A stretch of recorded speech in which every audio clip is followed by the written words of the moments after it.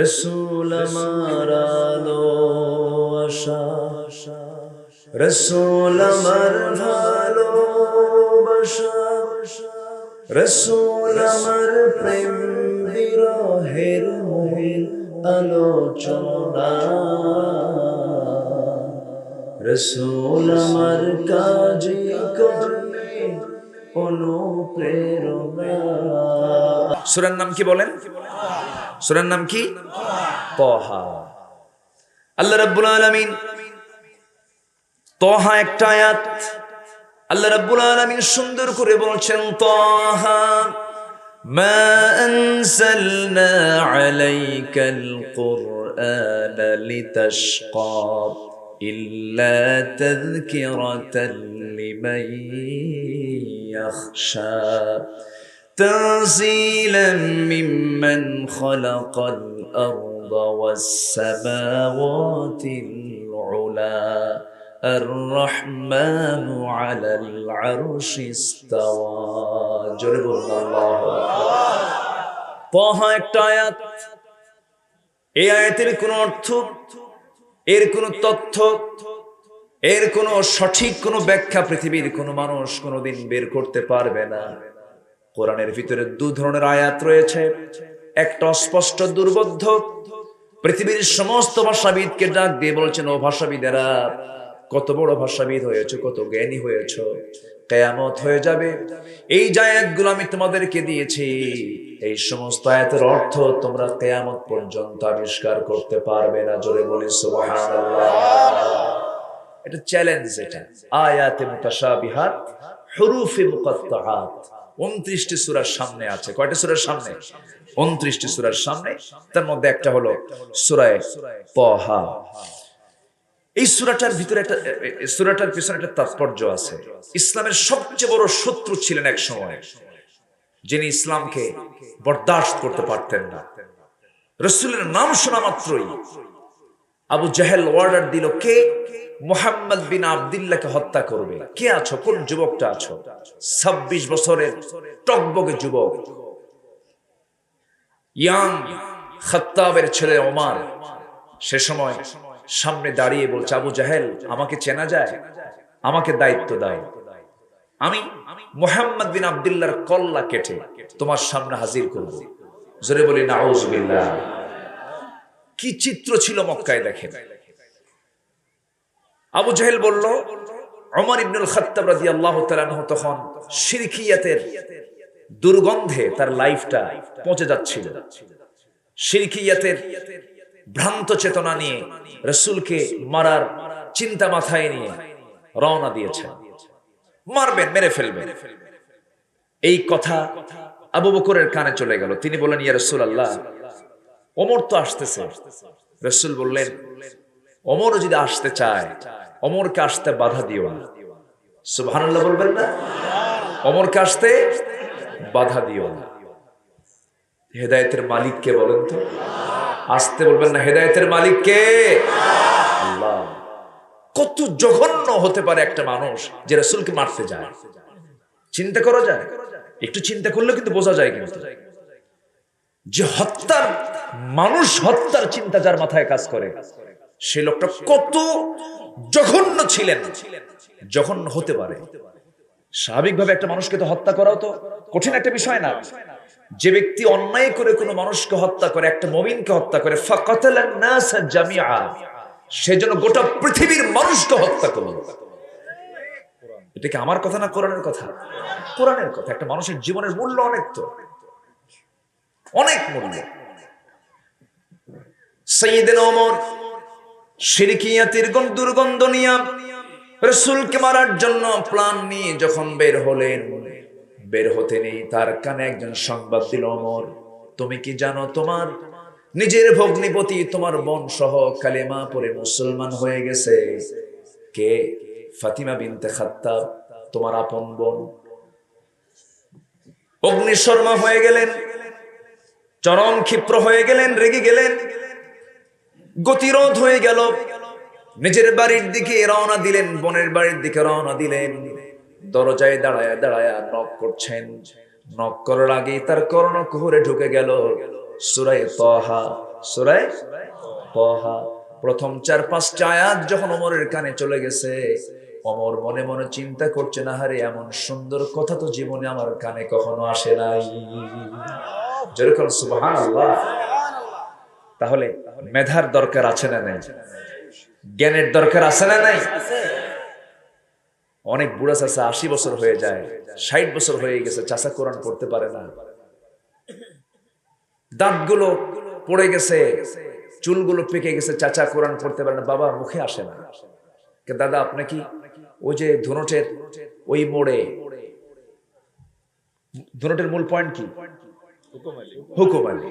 আচ্ছা, অথবা ধুনটের মেইন জায়গা, অথবা ধরেন, হ্যাঁ আচ্ছা চাচা আপনার ধুনটের যে একদম টার্নিং পয়েন্ট একটা জায়গা আছে 5 কাঠা, 5 কাঠা, ওই জায়গার দাগ নাম্বার কত? 113। কি কথা কি বোঝা গেল? দাগ নাম্বার, সিএস নাম্বার, খতিয়ান নাম্বার, আরএস নাম্বার সব টমটনা চাচার মুখস্থ। চাচা কোরআন শরীফ পড়তে পারেন, বাবা মুখে আসে না। কি কথা কি বোঝা গেল? তাহলে দুনিয়ার জায়গার দাগ নাম্বারটা আমার টনটনা মুখস্থ আছে, জান্নাতের দাগ নাম্বার জানার দরকার আগে না পড়ে? আগে না পড়ে? আগে দরকার। কোরআনটা আমরা শিখবো, জোরে বলি ইনশাআল্লাহ। 7 বছরের, 4 বছরের, 5 বছরের বাচ্চা 30 পারা কোরআন মুখস্থ করে। সুবহানাল্লাহ বলবেন না? অতএব কোনো কৈফিয়ত চলবে না।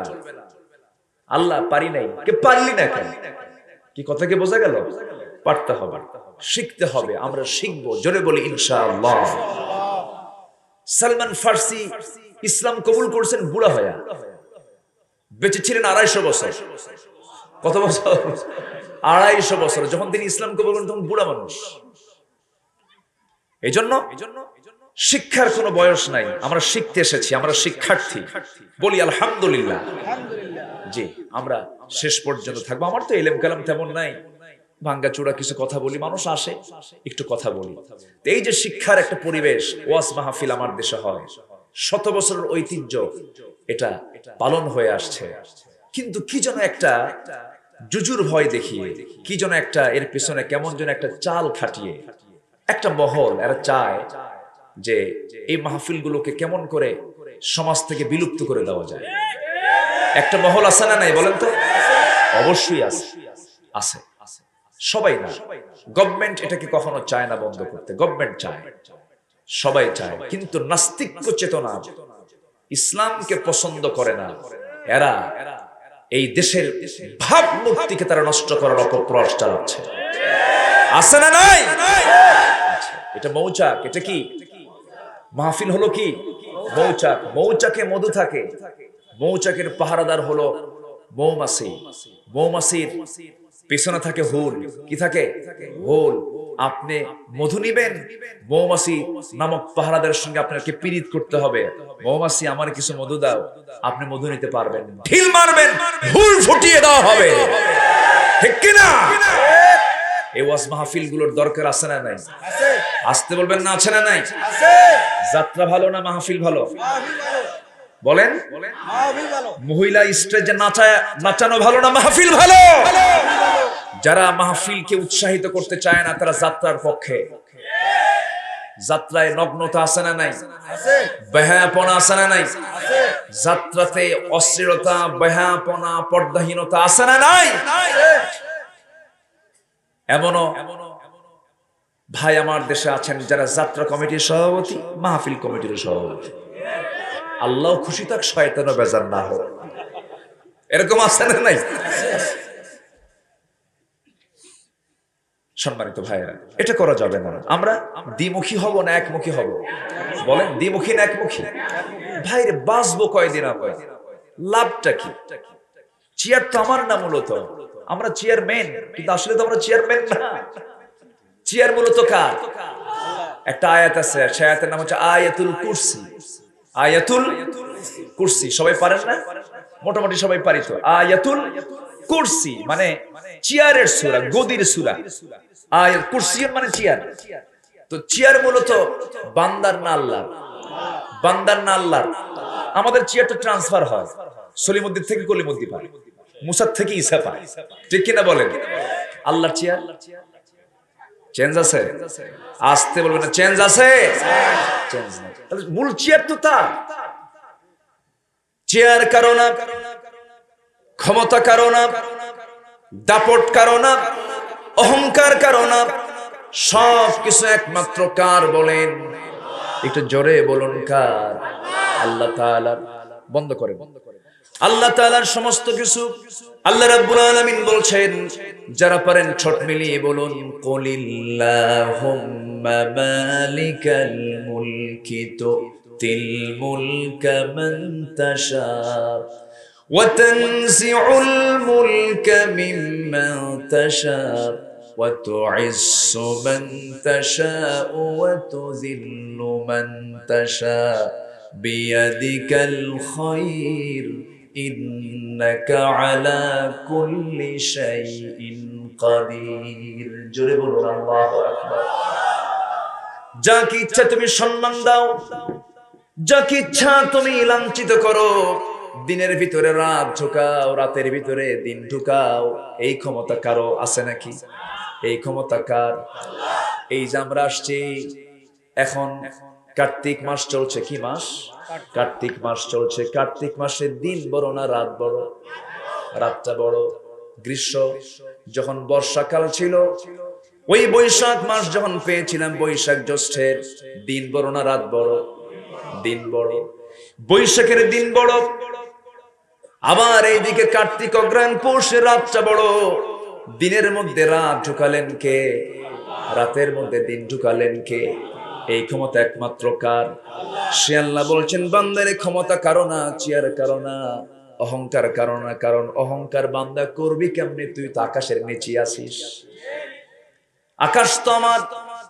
এই বিশাল আকাশের দিকে বান্দা যখন তুই তাকাবি, তুই ছোট্ট, তোর কোনো পাওয়ার নাই, সম্পূর্ণ পাওয়ারলেস হয়ে যাবে। আমি আপনি কেউ থাকবো না, দুনিয়া থেকে বিদায় নিয়ে নেব। দুনিয়া থেকে বিদায় নেব, আমি হারাম কাজ করে গেলাম, সন্তানরা এগুলো ভোগ করবে। কিন্তু ওই কবরের মধ্যে সমস্ত পাপ আর কেউ ভোগ করবে নাকি? সেই পাপের ভাগ কেউ নেবে নাকি? পাপের ভাগ কেউ নেবে না, কিন্তু সম্পদের ভাগ সবাই নিয়ে নেবে। হারামের কোনো আরাম নাই। এই জন্য আমাকে নিয়ে আমার ব্যস্ত থাকতে হবে, আমাকে আমার কাজ করতে হবে। সন্তান কোনো কাজে আসবে না, নেতা কোনো কাজে আসবে না, দুনিয়ার কোনো ব্যক্তি আমার কোনো কাজে আসবে না। কাজে আসবে একমাত্র আমার আমল। সে আমলগুলোকে বাড়ানোর জন্য আল্লাহ রাব্বুল আলামিন বলছেন, বান্দারে আমি তোকে একটা আমল শেখায় দিচ্ছি, সে একটা আমল যদি করতে পারিস আমি তোকে জান্নাত দিয়ে দেব। আর যদি আমলটা না করতে পারিস, দেখবি তোর দুনিয়ার জীবনের সংকীর্ণতা চলে আসবে। আখিরাতে আমি তোকে কানা করে তুলবো। কি করে তুলবো? কানা করে তুলবো। কানা বুঝেন তো? অন্ধ, অন্ধ করে তুলবো। কোরআন বুঝবো না, অন্ধ হয়ে যাব। হাদিস বুঝবো না, অন্ধ হয়ে যাব। আল্লাহর হুকুম মানবো না, আমরা অন্ধ হয়ে যাব।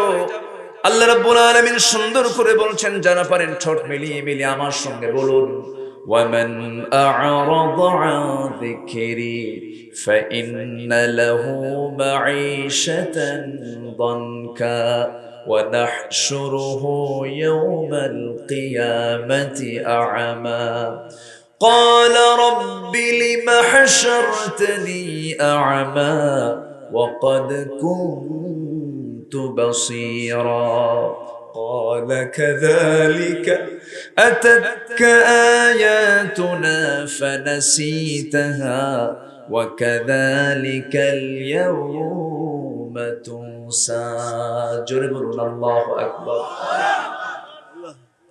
الله বলছেন বান্দারে যে ব্যক্তি আমার এই জিকির থেকে, আমার জিকির থেকে যে বান্দা নিজেকে গুটিয়ে রাখবে, জিকিরের বিশাল একটা ব্যাখ্যা আছে, মোটামুটি 7 থেকে 8টা অর্থ। 7 থেকে 8টা অর্থ আমরা শুনবো না?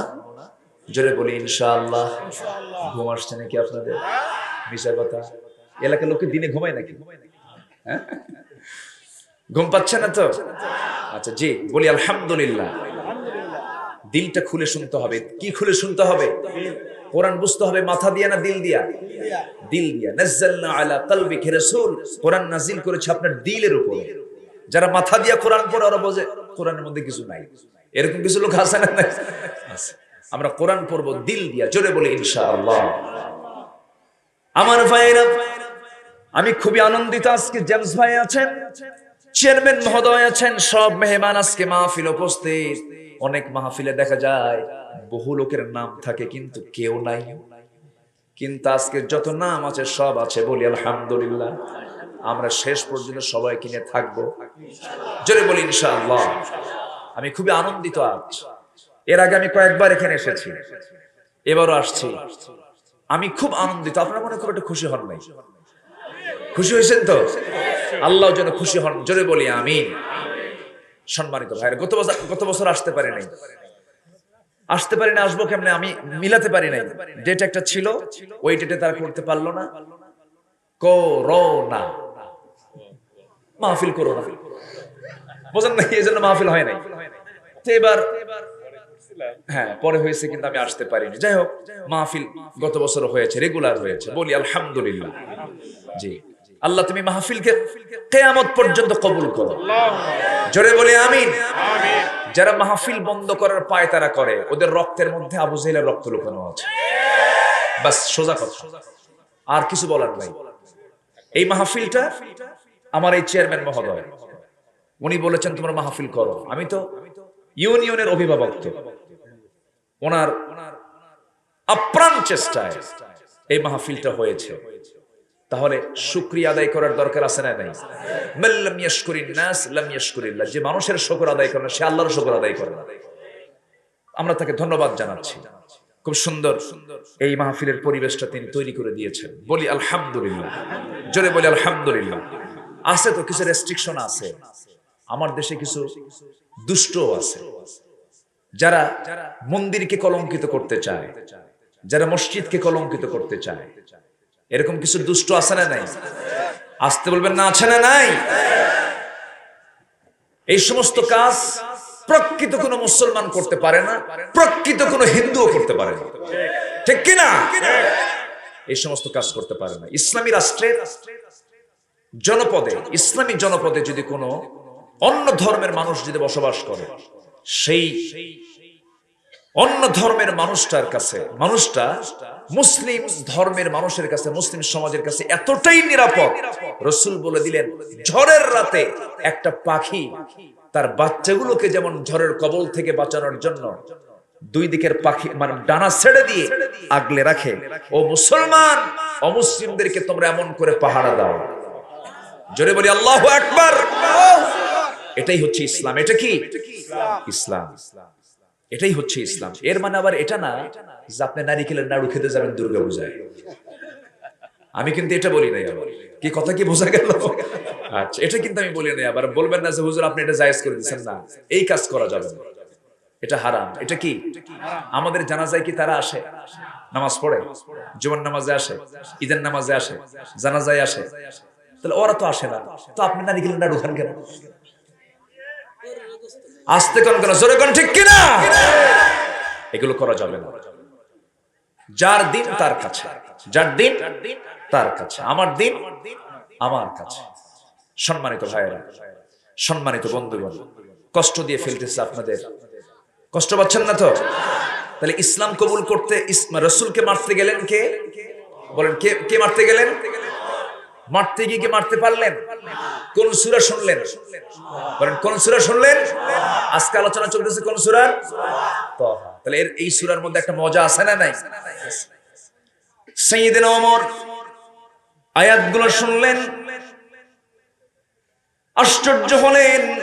আশ্চর্য হয়ে প্রচন্ড ক্ষিপ্র সেই ব্যক্তি আল্লাহর গোলাম, তার রক্তটা ঠান্ডা হয়ে গেল। এক পর্যায়ে দরজায় নক করলেন, বোনকে ডাক দিলেন, থাপ্পড় মেরে তাকে জমিনে ফেলে দিলেন। কিন্তু বোনটা বলতেছে, আমার ভাইরে, আজকে তুমি আমাকে মারতে মারতে যদি দুনিয়া থেকে চিরতরে বিদায় করে দাও, তোমার বাবা আমার বাবা এক রক্তের সন্তান, আমরা এক পিতার সন্তান আমরা, কিন্তু এক কথাই তোমাকে বলে দিলাম, দিন গ্রহণ করেছি, সব ছাড়বো, কিন্তু আমি ইসলাম ছাড়তে পারবো না, কোরআন ছাড়তে পারবো না। ওমরে ফারুকের ভিতরে একটা চেঞ্জ চলে আসলো, হায় রে হায়, এত বড় চ্যালেঞ্জ আমার বোনটা দিল, কিন্তু আমি কি যেন শুনলাম দরজায় দাঁড়ায় দাঁড়ায় বোনকে বলছে, বোন কি যেন তুই পড়ছিলি, আমার হৃদয়ে একটা ধাক্কা মেরে দিয়েছে, আমার কেমন যেন মনে হচ্ছে আমি একটু পড়তে চাই, আমাকে একটু পড়া। সুন্দর করে তার সামনে যখন কোরআনটা দিবে, এমন সময় বোন বলতেছে, আমার ভাই তোমার মেজাজ এখনো ঠান্ডা হয় নাই, রাগটা এখনো আছে, রাগ কমানোর জন্য তোমার গোসল করা দরকার। রাগ হলে পরে কি করা দরকার? গোসল করা দরকার, ওযু করা দরকার। ওযু করলে রাগ বাড়ে না কমে? কমে যায়। গোসল করে নিলেন। সাইয়েদনা ওমর ফারুকের সামনে যখন কোরআনের সেই আয়াতগুলো দেওয়া হলো, একটা করে আয়াত পড়তেছেন, সমস্ত শিরকিয়াতের দুর্গন্ধগুলো সব সাফ হয়ে যাচ্ছে। কোন গোপন টেরি যন্ত্রের মধ্য দিয়া তার কর্ণকুহরে কি যেন ঢুকে দিল। তিনি আস্তে আস্তে পড়লেন, আশহাদু আল্লা ইলাহা ইল্লাল্লাহু ওয়াহদাহু লা শারীকা লাহু ওয়া আশহাদু আন্না মুহাম্মাদান আবদুহু ওয়া রাসূলুহু। হেদায়েতের মালিক কে? আসতে বলবেন না কে? ওমরে ফারুক রাসূল ওমরে ফারুকের সামনে, ওমরে ফারুক রাসূলের সামনে গিয়ে দাঁড়িয়ে আস্তে করে তরবারি নবজির পায়ের কাছে রেখে দিয়ে বলছেন, ইয়া রাসূলুল্লাহি ইয়া হাবিবাল্লাহি, এই যে তরবারি কিছুক্ষণ আগে আপনার বিরোধিতায় ছিল, এই যে তরবারি এখন আপনার পক্ষে, এই যে আপনার পক্ষে দাঁড়িয়ে গেল এই তরবারি, আপনি যাকে বলবেন আমি তার বিরুদ্ধে দাঁড়িয়ে যাব। রাসূল বলেন, ওমর গত রাত্রে আমি তোমার জন্য দোয়া করেছি, আল্লাহ তোমাকে কবুল করে নিয়েছে। জোরে বলেন সুবহানাল্লাহ। আমার ভাইয়েরা, এখান থেকে একটা বিষয় স্পষ্ট হয়ে গেল, সেটা হলো আপনি যাকে দাওয়াত দিবেন তার জন্য দোয়ার দরকার আছে না নাই? এবং ভাইটা ইসলামে যেন আসে, আপনি তার জন্য আগে দোয়া করবেন না গালি দিবেন? কত খারাপ না। গতকালকে জুমার দিন, জুমার সময় এক হিন্দু ভাই এসে আমাকে আগে একদিন ফোন দিয়ে বলছেন, হুজুর আপনার আলোচনাগুলো শুনি, আমি দিন গ্রহণ করতে চাই। বললাম কেন? বলতেছে কোরআনটা আমাকে পরিবর্তন করে দিয়েছে, কোরআন এত সুন্দর একটা কিতাব। জোরে বলেন সুবহানাল্লাহ। আমার ভাইয়েরা, আমার বন্ধুগণ, মানুষকে কখনো ছোট চোখে দেখা যাবে না, সবাইকে সম্মান দিতে হবে, সবাইকে বোঝাতে হবে। কোন ভাইটা কখন জান্নাতি হয়ে যাবে আমি তো আপনি বলতে পারবো না। আপনি আজকে বুজুর্গি দেখাচ্ছেন, বিশাল বড় আপনি তাহাজ্জুদ গুজার হয়ে গেছেন, আপনি তো নাফরমান হয়ে মরতে পারেন। আর যে লোকটা আজকে জঘন্য মৃত্যুর পূর্বে সে আল্লাহওয়ালা হয়ে মারা যেতে পারে। এই জন্য কাউকে ছোট চোখে দেখা যাবে না। আমার ভাইয়েরা, আমার বন্ধুগণ, একটা কাজ আল্লাহ পাক আমাকে আপনাকে একটা আয়াতের মধ্যে দিয়েছেন, সূরা তাহা। সূরা তাহা আল্লাহ রাব্বুল আলামিন সুন্দর করে বলছেন যে বান্দা আমার জিকির থেকে নিজেকে গুটিয়ে রাখবে। জিকির মানে কি? জিকির মানে অনেক কিছু। জিকির মানে কিন্তু আমরা উল্টা পাল্টা বুঝি। এই দিকে যত পূবে যাবেন, জিকির করতে করতে পায়জামা নাই, এইদিকে না, পূব এইদিকে না, এইদিকে পূবে পানির তলে মোমবাতি, বাও বাতাসে নেভে না, বাবার নামে হালকা দিলে ওযু গোসল লাগে না। এরকম আছে না নাই? আছে না? এরকম আছে। খাজা দিল কর তাজা, ইসমে জালাল গাজার কলখি খাওয়া হালাল। জোরে কোন নাউযুবিল্লাহ। এগুলো আছে না নাই? আছে না।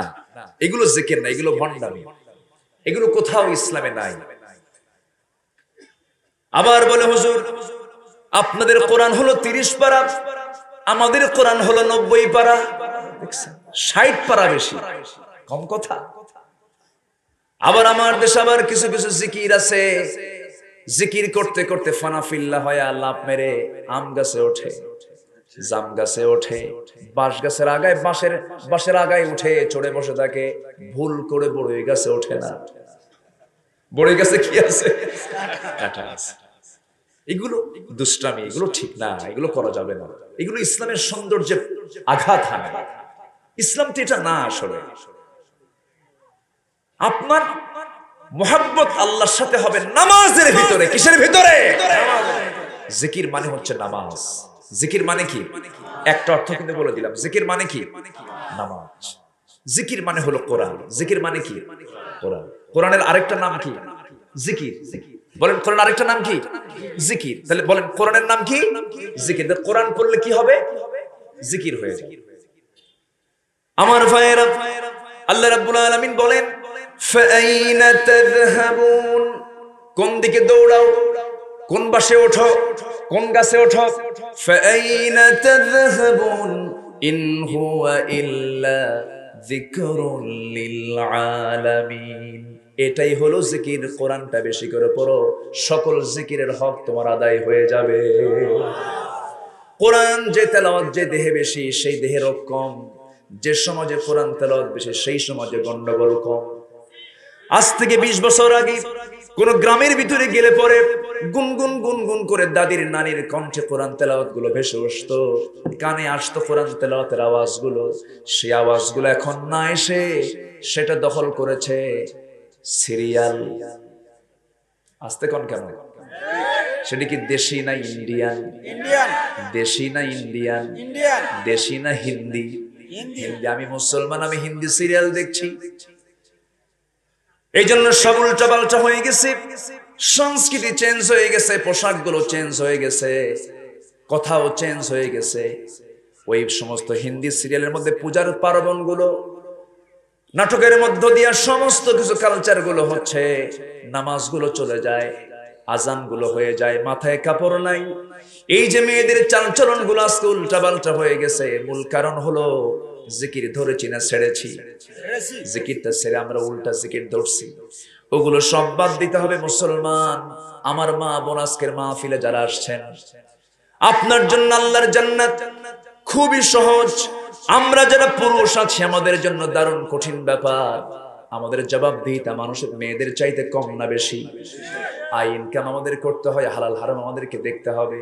কিন্তু একজন মহিলা, তার স্বামী যদি হারাম উপার্জন করে, কিন্তু স্ত্রীর যদি কোনো উপায় না থাকে, নিরুপায় হয়ে তিনি খেতে পারবেন, কিন্তু স্বামীকে এটার জন্য অবশ্যই জবাবদিহি করতে হবে। কার কাছে?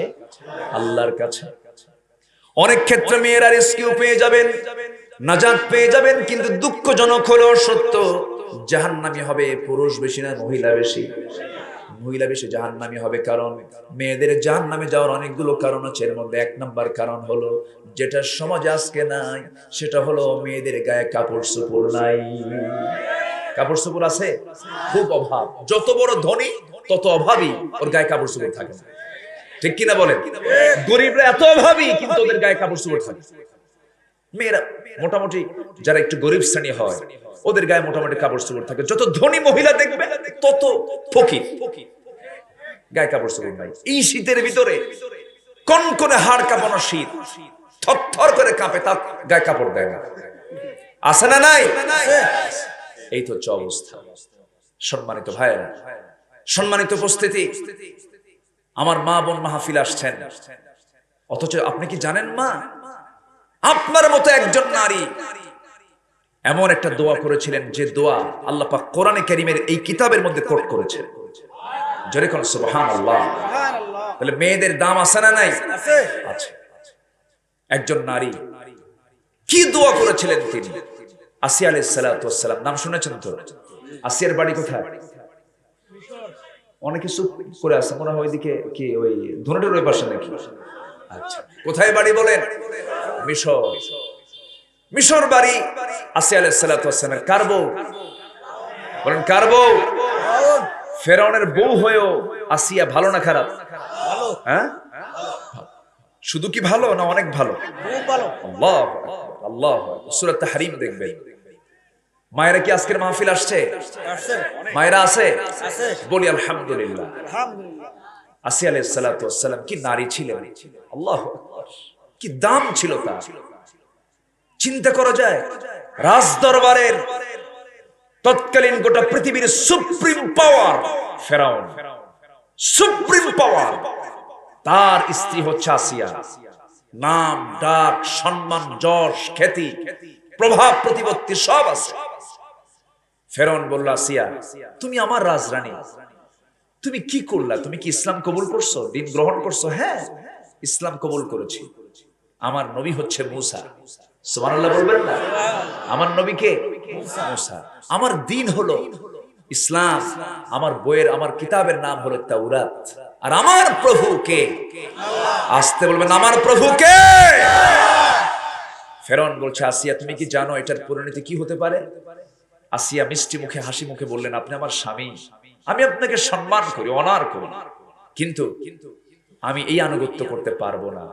আপনি আমাকে মেরেও যদি ফেলেন আমি হাসি মুখে মরে যাব, কিন্তু আমি আমার আল্লাহকে ছাড়বো না। জোরে বলেন সুবহানাল্লাহ। কি ছিলেন তারা! আর আজকের মেয়েরা কি? স্বামী একজন কাফের, অথচ সেই ঘরে তিনি ঈমান কিভাবে সংরক্ষণ করেছেন! সুবহানাল্লাহ। আমার মায়েরা, একটু ব্যালেন্স করে কথা বলছি ভাইয়েরা আমার। যেহেতু মারা একটু বসে আছেন, হুজুর আপনি আমাদের কথা কখন বলবেন, একটু বলে দিলাম। আসিয়া আলাইহিস সালাতু ওয়াস সালাম শেষ পর্যন্ত পরীক্ষার সম্মুখীন হয়ে গেলেন। তখন তাকে কি করা হলো? লোকজন ডাকা হলো। লোকজন ডেকে নিয়ে লোহার চিরুনি দিয়া, কিসের চিরুনি? লোহার চিরুনি দিয়া মাথার চামড়াগুলো টেনে টেনে যখন নিচের দিকে নিয়ে আসা হয়, সেই সময় বলা হচ্ছে, আসিয়া তোমাকে মেরে ফেলবো, তুমি ইসলামটা ছেড়ে দাও, তুমি এখনো বাঁচতে পারবে। আসিয়া বলছেন, জীবন দেব, কিন্তু আমি ইসলামটাকে ছাড়তে পারবো না, মুসার দিনকে আমি ছাড়তে পারবো না, তাওরাত কিতাবকে আমি ছাড়তে পারবো না। কিতাবের মধ্যে এসেছে, তাফসীর এসেছে, সূরা তাহরিম পড়লেই দেখতে পাবেন, এমন সময় যখন চামড়াগুলো নিচের দিকে টেনে টেনে নিয়ে আসতেছে, চোখের পানি ফেলতে ফেলতে বলছেন, কি বলছেন? কোরআন বলতেছে, রব্বি বিনিলি ইয়াদাকা বাইতান ফিল জান্নাহ ওয়া নাজ্জিনি মিন ফিরআউনা ওয়া আমালিহি। জোরে বলুন আল্লাহু আকবার। আল্লাহ তাআলা, তুমি আমার জন্য তোমার কাছে, তোমার ঘরের সাথে তোমার কাছে একটা ছোট্ট ঘর আমাকে বানিয়ে দিও। চিন্তা করেন কি সুন্দর দোয়া। আমরা চাই জান্নাত, আল্লাহ তুমি আমার জান্নাত দিও। কিন্তু আসিয়া আল্লাহর কাছে বলেন, আল্লাহ আমি তোমার ঘরের সাথে তোমার কাছে একটা ঘর তোমার কাছে আবদার করলাম, ছোট্ট একটা ঘর তুমি আমারে দিয়া দিও। আমার ভাইরা, আমি যদি জান্নাত পেয়ে যাই, কিন্তু সেই জান্নাতে যদি আল্লাহ না থাকে, সেই জান্নাত কি জান্নাত থাকবে নাকি? আমি জান্নাত পেলাম কিন্তু আল্লাহকে পেলাম না, জান্নাত আমার জন্য জাহান্নাম হয়ে যাবে। জাহান্নাম নসিবে জুটলো, কিন্তু আল্লাহ সেই জাহান্নামে আছে, সেই জাহান্নামটা আমার জন্য জান্নাত হয়ে যাবে। আসিয়া জান্নাত চাইছেন না আল্লাহকে চাইছেন? আল্লাহ বলছেন, আসিয়া তোর দোয়া আমার দারুণ পছন্দ হয়েছে, আসিয়া কোরআনের মতো কিতাবে আমি এটা কোট করে দিলাম। তিনি কি কোরআন দেখেছেন না তাওরাত দেখেছেন? তাওরাতের তিনি অনুসারী ছিলেন, অথচ তার দোয়া কোরআনে স্থান দিয়েছেন আল্লাহ তাআলা। জোরে বলেন সুবহানাল্লাহ। সম্মানিত ভাইয়েরা, ইসলামের নারী কত মূল্যবান। আমার মা আপনাদেরকে নিয়ে বেশ কিছু কথা আমি বলবো আজকে। জোরে বলি ইনশাআল্লাহ, জোরে বলি ইনশাআল্লাহ। একটু ধৈর্য ধরুন। তাহলে আমরা তো জিকির থেকে যদি নিজেকে গুটিয়ে রাখি, তাহলে আমরা দুনিয়ার জীবন আমরা সংকীর্ণ, আমাদের সংকীর্ণতা চলে আসবে। রিজিক কিন্তু শুধু টাকা পয়সা না। রিজিক কি শুধু টাকা পয়সা না, সুস্থ না, কিন্তু গোটা দুনিয়া আমার নামে আছে। দুনিয়া আমার থেকে লাভ আছে? বলেন, দুনিয়া আমার থেকে লাভ আছে? লাভ নাই। এজন্য রিজিক কিন্তু আলাদা জিনিস। আমার প্রচুর সম্পদ আছে, ছেলে মদ খায়, আরেকটা গাঁজা খায়, আরেকটা ইয়াবা খায়, সিট হয়ে পড়ে থাকে, বলেন তো সুখ আছে? শান্তি আছে? আচ্ছা, আমার প্রচুর মান সম্মান সবকিছু ঠিকঠাক আছে, কিন্তু বউ আরেকজনের সঙ্গে লাইন দিয়ে বসে থাকে। আচ্ছা, আমার কথা কি কষ্ট পাচ্ছেন নাকি আপনারা? তাহলে এগুলো কি শান্তি? তাহলে এগুলো যদি হয়, তাহলে এগুলো সংকীর্ণ। পৃথিবীটা আল্লাহ আমার জন্য সংকীর্ণ করে দিবেন। কোরআন থেকে যদি আমি নিজেকে গুটিয়ে রাখি, সন্তানের দিক থেকে সুখী হব না, দেহের দিক থেকে সুখী হব না, সম্পদের সুখী হব না, বইয়ের দিকে সুখী হব না, কোন দিকে সুখ থাকবে না। সব সুখ তুলে নেবেন কে? আসতে বলবেন, তুলে নেবেন কে? এই জন্য সুখ পেতে হলে জিকির করব কোরআনের। জোরে বলি ইনশাআল্লাহ, আর জোরে বলি ইনশাআল্লাহ। কষ্ট পাচ্ছেন আপনারা? আচ্ছা, সম্মানিত ভাইয়েরা, কিয়ামতের দিন তো আমরা অন্ধ হবই। কিয়ামত তো আরো দূরেই থাকলো, মরার সঙ্গে সঙ্গে কোথায় নেবে? বলেন, কোথায় নেবে আমাকে? কবরে। কবরে প্রশ্ন হবে কয়টা? বলেন, কয়টা প্রশ্ন হবে? আজকের মাহফিল কিসের উদ্যোগে? কবরস্থান। কবরে প্রশ্ন হবে কয়টা? তিনটা। বিসিএস পরীক্ষার প্রশ্ন কতগুলো থাকে? হাজার হাজার, হিসাব ছাড়া। আর কবরের প্রশ্ন মাত্র কয়টা? তিনটা। আমার একজন বলে, হুজুর মাত্র তিনটা প্রশ্ন, এ তো মুখস্থ করে গেলেই হবে। কিন্তু আসলে কি সাধারণ কি কোনো তিনটা প্রশ্ন? এটা জীবনের সকল কাজ এই তিন প্রশ্নের মধ্যে আছে না নাই? আসতে বলবেন না, আছে না নাই? তোমার রব কে? জোরে বলে। তোমার রব, তোমার রব কে? তোমার রব কে? তোমার আইনদাতা কে? তোমার বিধানদাতা কে? তোমার হুকুমদাতা কে? তুমি কোন আইন মানো? এর মানে হচ্ছে তোমার রব, তোমার রব কে। ওমা দীনুক, তোমার ধর্ম কি? তোমার দিন কি? তোমার দল কি? আরো জোরে, আরো জোরে, আরো জোরে, আরো জোরে। আচ্ছা, ওমান হাদার রাজুল, এই লোকটাকে। রাসূলের ছবি টিভি স্ক্রিনে একদম ওয়ান লাইনে আমার নবীর ছবিটার সামনে ডিসপ্লে হবে। ওমান হাদার রাজুল, এই লোকটাকে। তখন নবীর প্রেমিক যারা, তারা কেঁদে ফেলবে।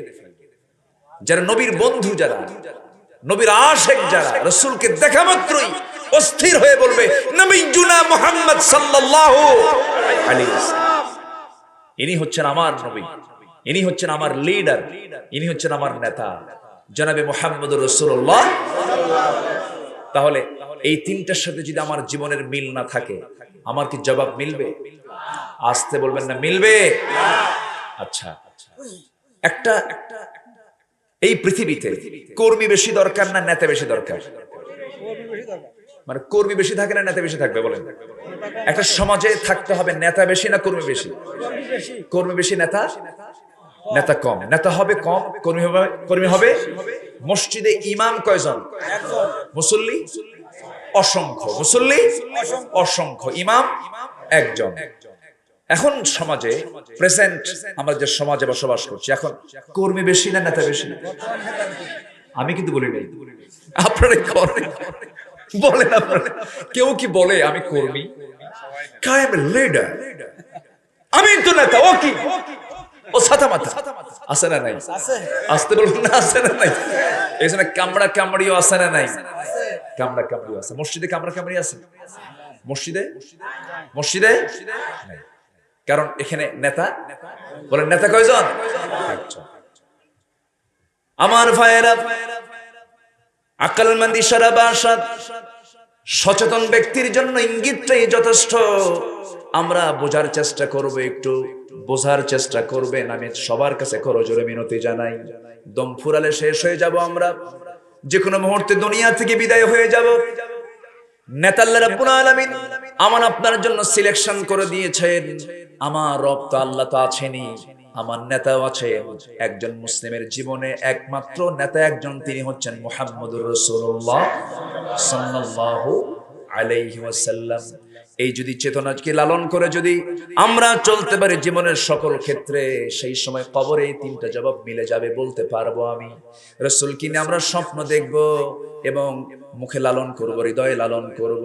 আমার জীবনের চাইতে বেশি, পরিবারের চাইতে বেশি, সন্তানের চাইতে বেশি, সবচেয়ে বেশি ভালোবাসি আমার আল্লাহকে।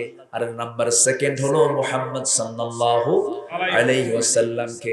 এমন চেতনা যদি লালন হয়ে যায়, অবশ্যই আল্লাহ পাক আমাকে আপনাকে জান্নাত দিয়ে দিবেন। কবরের সমস্ত উত্তরগুলো আমি দিতে পারবো। তবে হ্যাঁ, উত্তর লাগবে না, উত্তর দিতেই হবে না। 5 শ্রেণীর জন্য আল্লাহ পাক উত্তরটাকে মাফ করে দিয়েছেন। 5 শ্রেণী যারা কবরে চলে আসবে, আমি তাদেরকে বিনা উত্তরে, বিনা প্রশ্ন আমি তাদেরকে জান্নাত দিয়ে দেব। যেহেতু কবরে যাবো, একটু জেনে শুনে যাই নাকি? যদি 5টা শ্রেণীর মধ্যে আমরা যাই, তাহলে উত্তর দেওয়া লাগবে না। শুনবেন, আগ্রহ আছে? সবার আগ্রহ আছে? আর যদি কেউ কবরে না যান, তাহলে যান, চলে যান নাকি? আচ্ছা, বলি ইনশাআল্লাহ। এত ভদ্র, দেখেন এত সুন্দর মানুষ, খুব কম মিলে। আলহামদুলিল্লাহ। আর আপনার ভাষা আমার ভাষা কিন্তু এক। আপনি নদীর এপারে, আমি নদীর ওপারে, বুঝেন না? গেদা কেবা আসাও, ভাত খাইছাও গেদা, কনে যাও হৌগা না সৌগা, দেহি তরহারি, আছেন আরো কি কি জানে বলে। আচ্ছা, মোটামুটি সিরাজগঞ্জের ভাষার সাথে আমার মায়ের ভাষার কিছু মিল আছে, যদিও আমার বাড়ি বগুড়া জেলায়, কিন্তু সিরাজগঞ্জের ভাষাটা আমি রপ্ত করতে পেরেছি, বুঝি মোটামুটি। ওই বেলকুচি থেকে গত সপ্তাহে বেলকুচিতে জুমার নামাজ পড়েছি। বাংলাদেশের একটা ঐতিহাসিক হিস্টোরিক্যাল একটা মস্ক তৈরি হয়েছে সিরাজগঞ্জের বেলকুচিতে, অনেক সুন্দর মসজিদ। এত সুন্দর মসজিদ উন্নত বিশ্বেও নাই, আলহামদুলিল্লাহ। একজন ব্যক্তি এটা করেছেন, একজন ব্যক্তি এটা করেছেন। তো গত জুম্মার সেখানে পড়েছি নামাজ। তো এই যে ভাষা কে দিয়েছেন বলেন তো? আল্লাহ দিয়েছেন না? আগামীকালকে কাপ্তাই চট্টগ্রামে মাহফিল আছে, মাশাআল্লাহ। ওদের ভাষা তো খুব সহজ নাকি? আমরা বুঝি কিছু? বোঝার কোনো ক্ষমতাই নাই। ফোন দিয়ে বলে বড় আন্না হড়ে বাজি, কোনো বোঝারই কোনো ক্ষমতা নাই। মানে আপনি কোথায়? আন্না হড়ে বাজি মানে কঠিন একটা ভাষা, যা মালাকুল মউত বুঝতে কষ্ট হয়। মানে কথার কথা বলছি, এটা রূপক অর্থে বলছি। ভাষার মালিক কে বলেন? আস্তে, ভাষার মালিক কে? এতগুলো ভাষা, সব ভাষার মূল লক্ষ্য কিন্তু একটাই, বুঝানো, বোঝা, তাই না? কিন্তু ভাষাগুলো সব বানিয়ে দিয়েছেন কে? কবরে প্রশ্ন হবে না কয় শ্রেণীর? বলেন কয় শ্রেণীর প্রশ্ন হবে না? 5 শ্রেণীর কোনো প্রশ্ন হবে না। তারা মরবে, প্রশ্নের জবাব না দিয়েই জান্নাতে চলে যাবে। এরকম জীবনকে আমরা চাই না? এরকম জীবনকে আমরা চাই না? বেশি করে বিড়ি খাবো, ঠিক আছে না? বেশি করে বিড়ি খাবো। বিড়ি খাওয়া লোক আমার দেশে কম না বেশি? বিড়ি খাওয়া দেখে তো মনে হয় বিড়ি খাইলেই জান্নাত পাওয়া যাবে। হ্যাঁ, খাওয়া যাবে না, আমরা বিড়ি টানবো না। জোরে বলি ইনশাআল্লাহ। সিদ্ধান্ত কি নেওয়া যায়? সিদ্ধান্ত নেওয়া যায়। বিড়ি না টানলে কি না খেয়ে মরবো আমরা? আমরা খাবো না।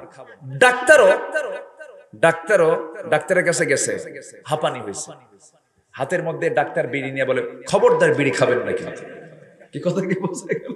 এই তো হচ্ছে অবস্থা। আল্লাহ তুমি সকল নেশা থেকে এই জাতিকে হেফাজত করো। জোরে বলি আমিন।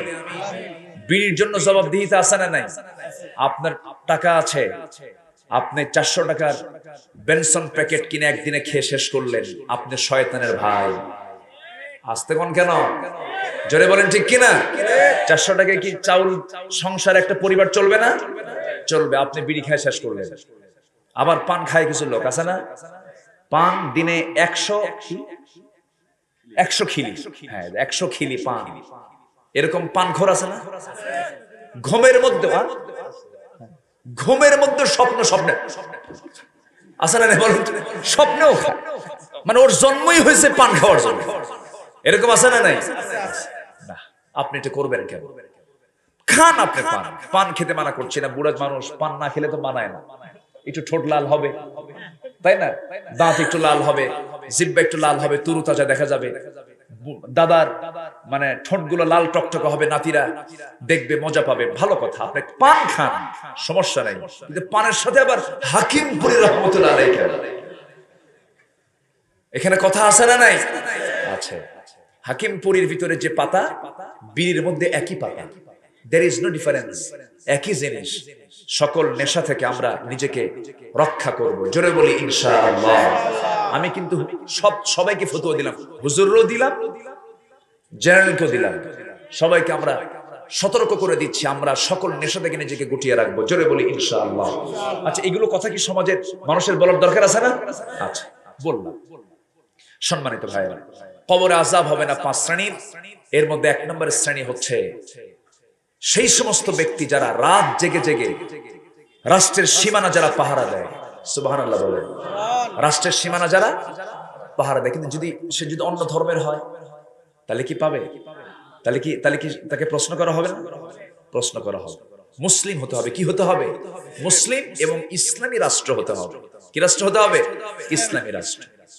কোন একটা ইসলামী ভূখণ্ডের সীমান্ত প্রহরা দিতে গিয়ে যদি রাত জেগে জেগে যদি সে চোখের পানি ফেলে ফেলে যদি রাত্রি পাহারা দিয়া যদি সেই ভূখণ্ডকে সে যদি পাহারা দেয়, আল্লাহ রাব্বুল আলামিন ওই বান্দার জন্য কবরে কোনো প্রশ্ন করবেন না, আযাব দিবেন না। জোরে কোন সুবহানাল্লাহ।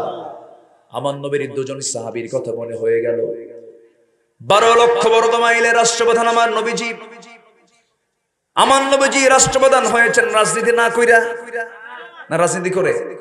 এমনি এমনি রাষ্ট্রপ্রধান হওয়া যায় নাকি? আমার নবীজি মার খেয়েছেন কেন? অনেকে বলেন ইসলামে রাজনীতি নাই, সম্পূর্ণ ভ্রান্ত চিন্তা এটা।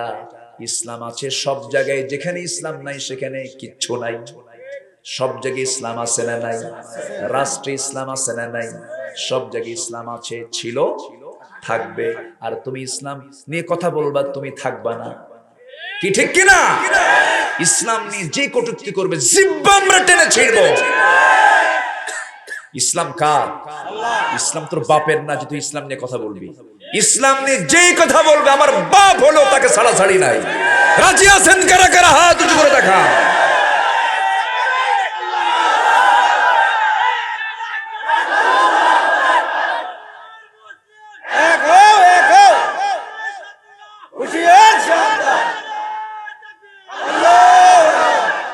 আল্লাহ তুমি সবার হাতকে কবুল করো। জোরে বলি আমিন, আরো জোরে আমিন। বসেন। ওঠে কে? মুরব্বি বসেন। হ্যাঁ, এক নম্বর বলছে? হ্যাঁ ঠিক আছে, যাক। ওইদিকে ওটা কয় নাম্বার? কোন নাম্বার নাই, কোন ছুটি নাই, আমরা থাকবো। জোরে বলি আলহামদুলিল্লাহ, জোরে বলি ইনশাআল্লাহ। আজকে মাহফিল কোনায় কোনায় ভরা, বলি আলহামদুলিল্লাহ। এতগুলো মানুষ আমরা একসঙ্গে আসেন দোয়া করি। দোয়া করবেন? দোয়া যদি না করেন তাহলে যে উঠবে তারে ধরবেন। রাজি আছেন সবাই? একটু শক্ত কথা বলে ফেললাম মনে হয়। আচ্ছা, একটু মজা করে বললাম। আমার নবীজি দুই সাহাবী, কয় সাহাবী? দুই সাহাবী আমার নবীজি রাষ্ট্র পাহারা দিচ্ছেন, সীমান্ত পাহারা দিচ্ছেন। বিজিবি, বিজিবি এই ক্যাটাগরির আমার রাসূলের সাহাবী দুজন পাহারা দিচ্ছেন। তাহলে বিজিবির দাম আছে না নাই? আছে। বিড়ি খাওয়া, বেনামাজি, হ্যাঁ, আল্লাহ ওয়ালা হতে হবে। আমার ভাইয়েরা, আমার বন্ধুগণ, আমার নবীজির সেই নিয়োগদান করা দুজন সাহাবী সীমান্ত পাহারা দিচ্ছেন। এমন সময় একজন সাহাবী আম্মার বলছেন, ভাই আব্বাস, চোখে আমার দারুণ ঘুম চলে এসেছে, আমি একটু ঘুমোতে যাচ্ছি, তুমি জেগে জেগে তুমি পাহারা দাও। এই কথা বলে আম্মার রাদিয়াল্লাহু আনহু ঘুমিয়ে পড়লেন। হযরত আব্বাস তিনি দাঁড়ায় দাঁড়ায় পাহারা দিচ্ছেন, আল্লাহর কালাম তেলাওয়াত করছেন। ওমান আ'রাদা আন যিকরি ফাইন্না লাহু মাঈশাতান দানকা। আল্লাহর কালাম, আল্লাহর কোরআন জিকির করছেন। এমন সময় দেখা গেল শেষ রাত্রিতে খামাকা তিনি ভাবলেন, দাঁড়ায় থেকে লাভ কি, ওযু বানালেন। ওযু বানায় শেষ রাত্রিতে তাহাজ্জুদে তিনি দাঁড়িয়ে গেলেন, নামাজ শুরু করলেন। প্রথম রাকাতে নামাজ পড়তে নিয়া হঠাৎ করে দেখতে পেলেন, হঠাৎ করে নামাজের মধ্যেই তিনি গভীর মনোযোগে নামাজ পড়ছিলেন। নামাজ পড়তে পড়তে হঠাৎ করে দেখতে পেলেন তার ডান পায়ে একটা তীর এসে লাগলো, অর্থাৎ শত্রু তাকে লক্ষ্য করে একটা তীর মেরে দিয়েছে। নামাজ তিনি ছাড়ছেন না, রক্ত গড়ে গড়ে পড়ে। দ্বিতীয় রাকাতটা তিনি আবার শুরু করলেন, আরেকটা তীর এসে তার আরেকটা পায়ে বিদ্ধ হলো, রক্তগুলো গড়ে গড়ে পড়ে। নামাজ তিনি ছাড়ছেন না। ঘুমন্ত সাহাবী আম্মার ঘুম থেকে জাগা পেয়ে বলছেন, আব্বা তুমি কি করো, পাগলামি করছো, শত্রু তোমাকে অ্যাটাক করে ফেলেছে। তাও তিনি কোনো আওয়াজ করছেন না। দ্রুত গতিতে সিজদা দিয়া তাশাহুদ পড়ে, দরুদ পড়ে, মাসুরা পড়ে তিনি নামাজটা শেষ করলেন। নামাজ শেষ করার পরে বলছেন, ভাই আম্মার, আমিও টের পেয়েছি শত্রু আমাকে অ্যাটাক করে ফেলেছে নামাজের ভিতরে। আমার দুই পায়ে দুইটা তীর যখন মেরে দিল, আমি আমার মুহাব্বতের নামাজ ছাড়তে পারতেছি না। তখন মনে হলো দুইটা তীর দুইটা পায়ে কেন, আর একটা তীর এসে আমার বুক ভেদ করলেও মুহাব্বতের নামাজ আমি ছেড়ে দিতাম না। আমার মনে হচ্ছিল আমি শহীদ হয়ে যাই, আমি দুনিয়া থেকে বিদায় হয়ে যাই। এমন সীমান্ত রক্ষীর জন্য কবরে কোনো প্রশ্ন হবে না। আমার ভাইয়েরা, এমন নামাজে আমরা হব, জোরে বলি ইনশাআল্লাহ। যে নামাজ পড়ে সে হলো জাকির। সে কি? জাকির। সে হলো প্রকৃত জাকির, জিকির করনেওয়ালা। নামাজ আমরা পড়বো 5 ওয়াক্ত, নামাজ না পড়লে পরে জাহান্নাম যেতে হবে। কে বলেছে? অনেকে বলে হুজুর নামাজ না পড়ি আমার ঈমান শক্ত। এটা শয়তানের কথা, এটা ভ্রান্ত কথা, সম্পূর্ণ মিথ্যা কথা। কিছু কিছু দরবারে আছে তারা বলে নামাজের দরকার নাই, জিকির করলে হয়ে যাবে, এগুলো ভুল কথা, এগুলো শয়তান তাদেরকে এজেন্ট বানিয়ে ছেড়ে দিয়েছে। ওদের কাছে আমরা যাব না। জাহান্নাম যেতে হবে নামাজ না পড়ার কারণে। কার কথা? আসতে বলবেন না, কার কথা? আল্লাহর কথা। আল্লাহ রাব্বুল আলামিন সুন্দর করে এক জায়গায় সব সুন্দর করে বুঝায় দিচ্ছেন স্পষ্ট করে, মা সালাকাকুম ফি সাকার ক্বালু লাম নাকু মিনাল মুসাল্লিন ওয়া লাম নাকু নুতঈমুল মিসকিন ওয়া কুন্না নাখুদু মা'আল খায়িদিন ওয়া কুন্না নুকাযযিবু বিয়াউমিদ্দিন। জোরে বলুন আল্লাহু আকবার। কিয়ামতের দিন হাশরের ময়দানে জাহান্নামীদের জন্য জাহান্নাম যখন ফয়সালা হয়ে যাবে, জাহান্নামীদেরকে বলা হবে, আজকে তোমরা কেন জাহান্নামের মধ্যে? তারা বলবে 4টা অপরাধ। কয়টা অপরাধ? আসতে বলবেন না, কয়টা অপরাধ? 4টা অপরাধের কারণে আজকে আমরা জাহান্নামে। নাম্বার 1 হলো ক্বালু লাম নাকু মিনাল মুসাল্লিন। আমরা আযান শুনেছি, আযান কানে কানে পেয়েছি, ফজরের আযান কানে এসেছে, কিন্তু বিছনাটাকে ছাড়তে পারি নাই। আমার ভাইরা, যারা আযান শুনে বিছনা ছাড়বে, কবরে তাদের সুন্দর বিছানা হবে। একটু জোরে বলে সুবহানাল্লাহ। দুনিয়ার বিছানা ছাড়বেন নামাজের জন্য, কবরে বিছানা বিছায়া দিবেন কে? আসতে বলবেন না, কে? ফজর আগে না ঘুম আগে? বলেন বলেন বলেন বলেন। আসসালাতু খায়রুম মিনান নাওম। এটা কার কথা? আসসালাতু খায়রুম মিনান নাওম। ঘুম থেকে নামাজ উত্তম।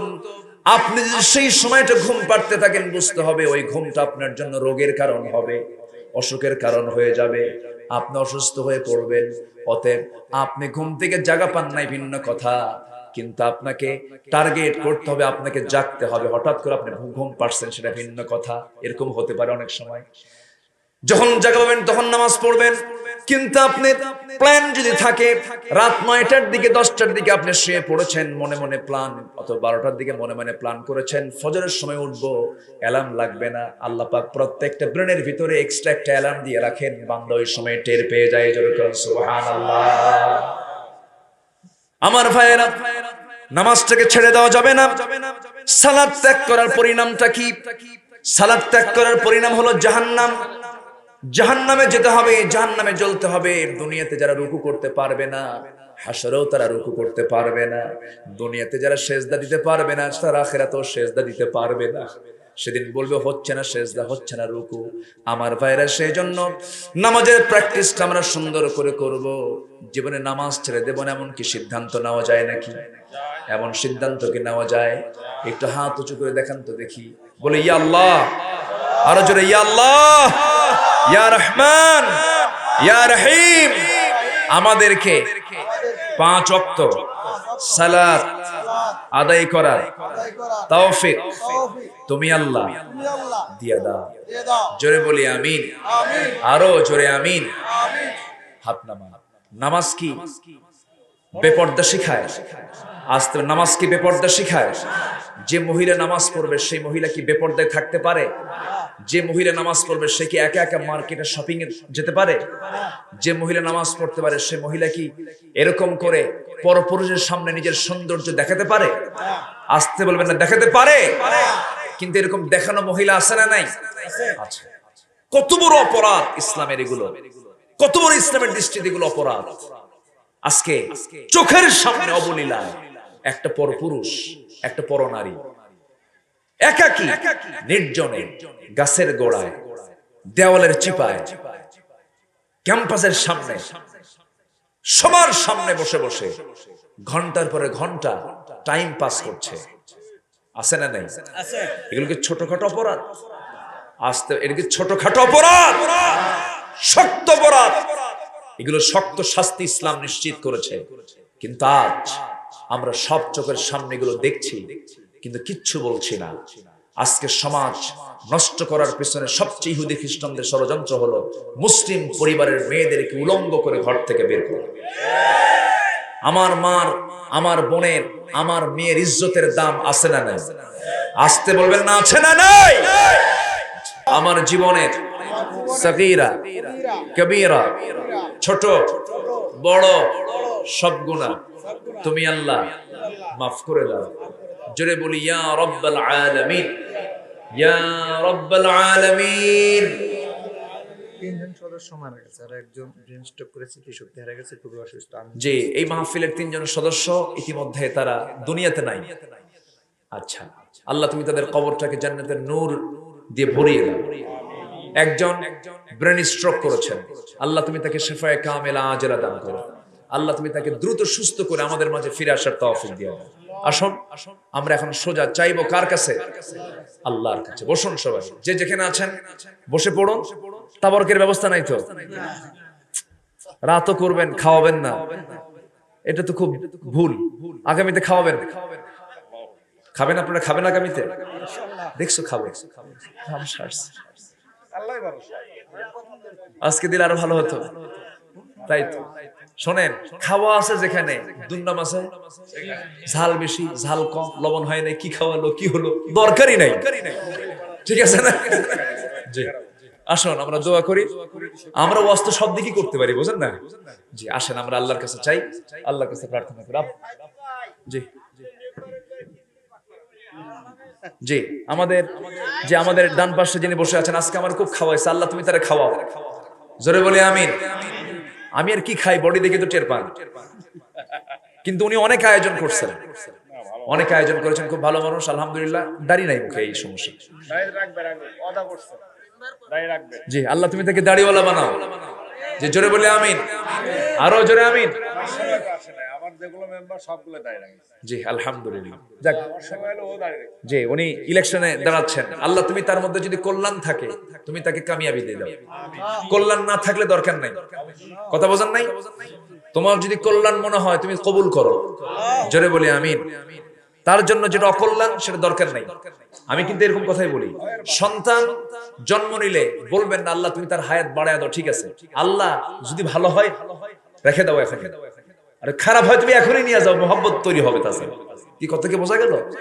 এই জন্য আল্লাহর কাছে কাটছাট দোয়া করতে হয়, একদম ক্লিয়ার। আমরা ক্লিয়ার দোয়া করবো কার কাছে?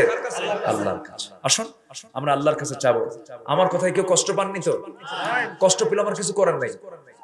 আমি তো আমার কথা বলি নাই, আমি বলেছি কার কথা? আল্লাহর কথা। আল্লাহ যেন আমাদের সবাইকে মাফ করে দেন।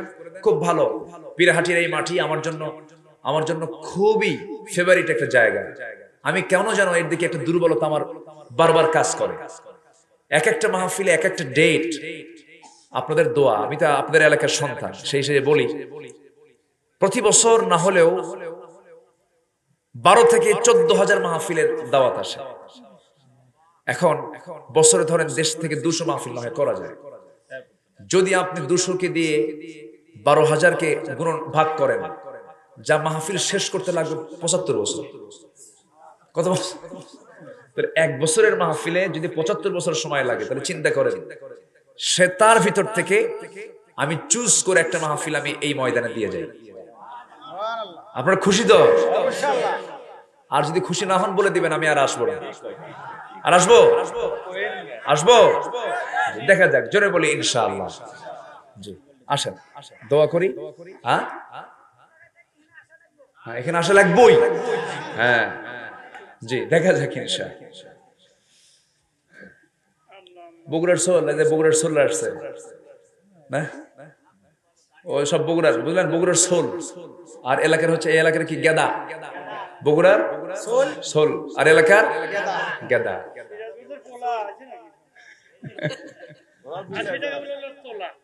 জি, সব জায়গায় এই লোকজন থাকে, কি মজা, আলহামদুলিল্লাহ। জি আসুন আমরা দোয়া করি। আমি দোয়ার দায়িত্ব অন্য কাউকে দেই, সব আমি তো করলাম, আর কেউ নাই। জি সবাই নামাজের মতো করে বসি, নামাজের মতো করে আমরা একটু বসি। জি আলহামদুলিল্লাহ।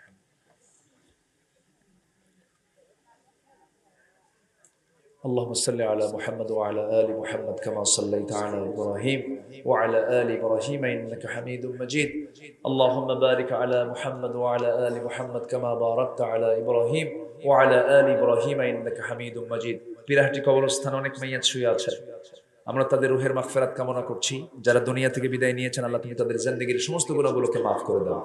আল্লাহুম্মা রব্বানা যালামনা أنفسنا وإن لم تغفر لنا وترحمنا لنكونن من الخاسرين গভীর রাত নিঝুম রাত ঝিমানো রাত্রিতে চাঁদের মতো হাজার হাজার মুসলমান নরনারীকে নিয়ে তোমার কালামের 4টি আয়াতকে সামনে রেখে জিকিরের উপরে কিছু কথা বলার চেষ্টা করেছি। গুনার বোঝা মাথায় নিয়ে দুটো হাত পেতে আছি। আল্লাহ, গুনার দিকে নজর দিও না, বান্দা মনে করে তামাম জীবনের গুনাহগুলোকে মাফ করে দাও। জনম দুঃখিনী মা, জনম দুঃখী বাপজান যারা চলে গেলেন, জিন্দেগির গুনাহগুলো মাফ করে দাও, কবরগুলোকে জান্নাতের টুকরা বানাইয়া দাও। অনেক আলোচনা শেষ করে বাড়ি ফিরে যাব রে, বাড়িতে ফিরে গিয়ে সব দেখবো, কিন্তু মাকে পাবো না রে, বাবাকে পাবো না। মা দেখলে পরে কলিজা ঠান্ডা হয়, মারা চলে গিয়ে বসলে মনে হয় এখনো বড় হই নাই, যেন শিশু হয়ে আছি রে। মা দর দিয়ে দেন, স্নেহ দিয়ে দেন। মার আঁচল যে কত বরকতের, যারা হারিয়েছেন তারাই তো বুঝতে পারেন রে। রাত গভীর হয়ে গেলে বউ ঘুমায়, সন্তানরা ঘুমায়, কিন্তু মা জেগে জেগে থাকে আর মনে মনে ভাবে বাজান আমার কখন দরজায় কড়া লাগবে। ও আল্লাহ, বিপদে পড়লে পরে বউ হেরে যায়, সন্তানরা সব হেরে যায়, কিন্তু মা তো হারে না, মা তো থেকে যায়। মা তার জীবন দিয়ে সন্তানকে ভালোবাসে রে।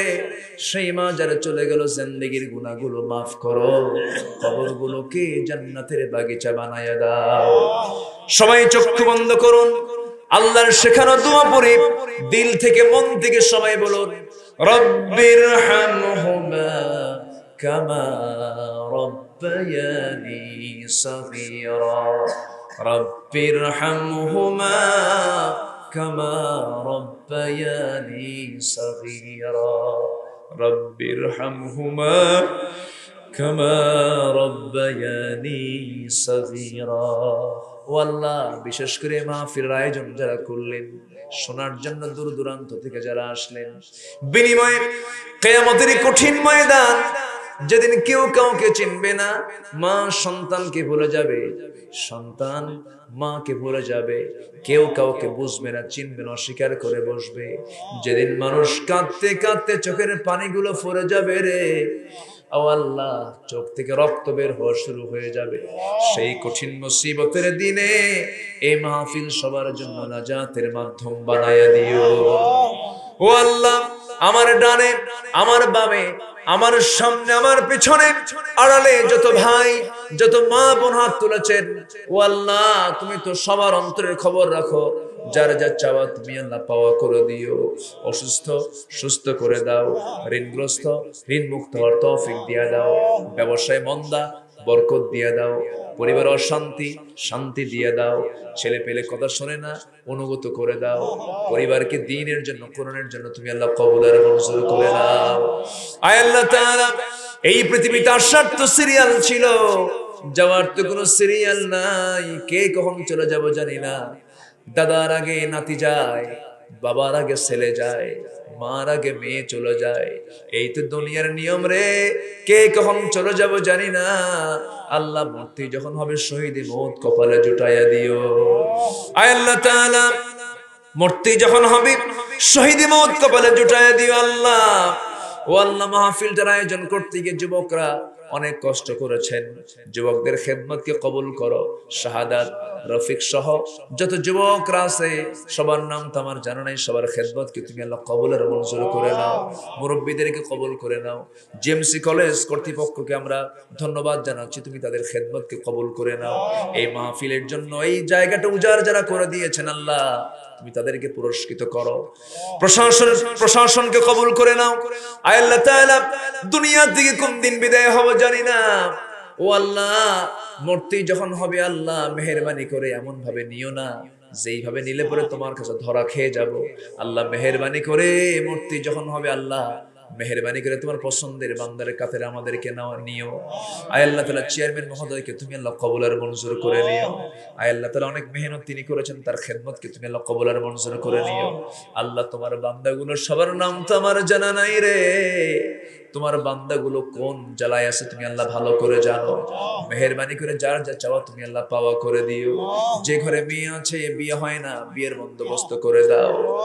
আয় আল্লাহ তাআলা আজকে সমাজে মেয়েদেরকে ঠিক মতো রাখা যে কত কঠিন হয়ে গেছে, ও আল্লাহ মেহেরবানি করে আমাদের মুসলিম পরিবারের মেয়েদেরকে ইসলাম মেনে চলার তৌফিক দিয়ে দাও। আয় আল্লাহ তাআলা একদিন তো চলে যাব রে, মরে যাব একদিন। যেদিন মরণ হবে সকালে মরব, দুপুরে দাফন, দুপুরে মরব রাতের মধ্যে দাফন, রাতে মরে যাব সকাল 10টার মধ্যে দাফন হয়ে যাবে। বলবে যে দেরি করো না, লাশ পচে যাবে, গলে যাবে, ফুলে যাবে। দেরি করবে না, আমার গোসলটা সম্পূর্ণ করে দেবে রে। সেলাইওয়ালা কাপড় কেচি দিয়ে কেটে কেটে সব খুলে খুলে নেবে।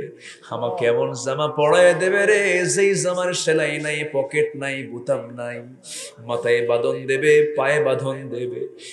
জানাজা শেষ করে দেবে, মরা মুখ সব দেখে দেখে চলে যাবে রে। আমার চেহারা সব দেখা শেষ হয়ে যাবে। সবাই কাঁদবে, আমাকে টেনে হেঁচড়ে নিয়ে চলে যাবি। সন্তান বলবে বাবা কোথায় যাচ্ছে তোমাকে নিয়ে পালকিতে চড়ায়া, আমিও যাব রে বাবা। সে তো বোঝে না সেই জায়গায় কেউ সাথী যায় না। বউ বলবে আমার স্বামী গো আজকে তুমি কোথায় যাচ্ছ, প্রত্যেক দিন একটা চুমু দিয়া সালাম দিয়া যাও, আজকে আমার সঙ্গে কথা কেন বলো না? সব মোহব্বত মাইনাস হয়ে যাবে।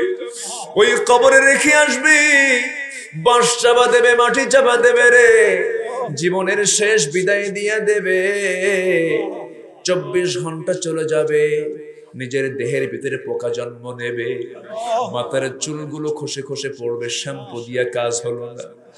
আমার চামড়ায় কত তেল সাবান দিয়েছি, মারা যাওয়ার সঙ্গে সঙ্গে 3 দিন যাবে না, সব গলে গলে যাবে রে। পেটের ভিতরে থাকে নারী ভুঁড়ি, সব চোখ মুখ কান নাক দিয়ে বের হয়ে আসবে। আমার 3 মাসের ব্যবধানে যত্নে গড়া দেহ সব পোকার পেটের খাদ্য হবে রে।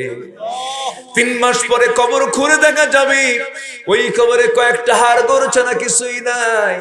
ও আল্লাহ এই তো দুনিয়ার জীবন, তোমার কাছে ফরিয়াদ করি, তোমার কাছে ফরিয়াদ করি, তোমার পছন্দের গোলাম না হওয়া পর্যন্ত আমাদের কাউকে মরণ দিবা না। মওতের সময় সবার জবানে জারি করে দিও কালো যেই কালিমা তাইয়্যিবা লা ইলাহা ইল্লাল্লাহ মুহাম্মাদুর রাসূলুল্লাহ। আসসালামু আলাইকুম ওয়া রাহমাতুল্লাহি ওয়া বারাকাতুহু।